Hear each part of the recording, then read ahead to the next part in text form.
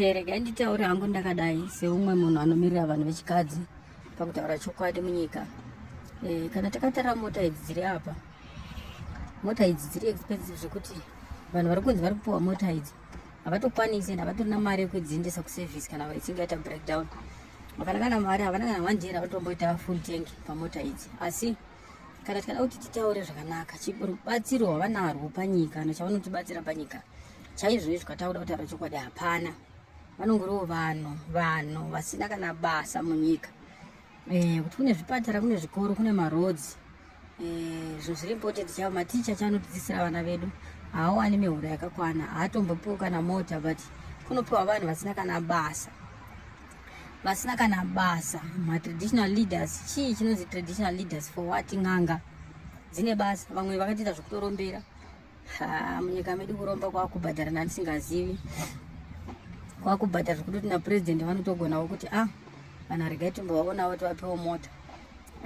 Muchipiwa mota, asi pamunenge muchifamba nemota pakaparara, iye president achikupai mota kumba kwenyu musina chikafu, zvakaoma. Ndozvatinenge tichaura tichi nyika yedu haina kwayakananga kana ichine utungamiri hwakadai.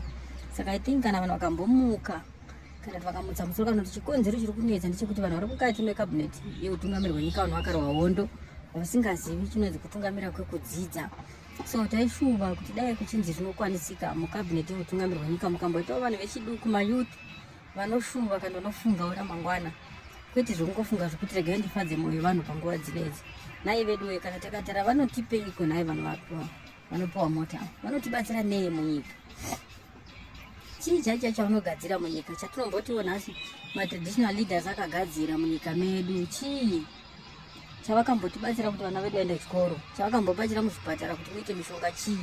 Ndisingadi kupedza nguva ndichakuisirai zvenyu meseji mozviverengera moona zviripo kuti izvi zvaitwa nani, azviita kuvanhu vapi. Saka meseji ndiyo iri pamusoro apa, zviverengerei monzwisisa. Kati please musati maenda ndaichikumbira musubscribe kana kukomenda, moshare nevidhio iri kuti munhu wese anyatsodzwisisa zviri kuitika munyika, because hazvina kuonekwa neni chete, zvaonekwa nevanhu vese kuti ma-traditional leaders vapiwa motikari, ma-Isuzu manyowani ari kubuda mumabox. Asi kana takatara kune dzimwe nyika kunze uko ari kuita mapuraizi emotikari idzi anotanga pama500,000 zvichikwira kana tiri kuSouth Africa.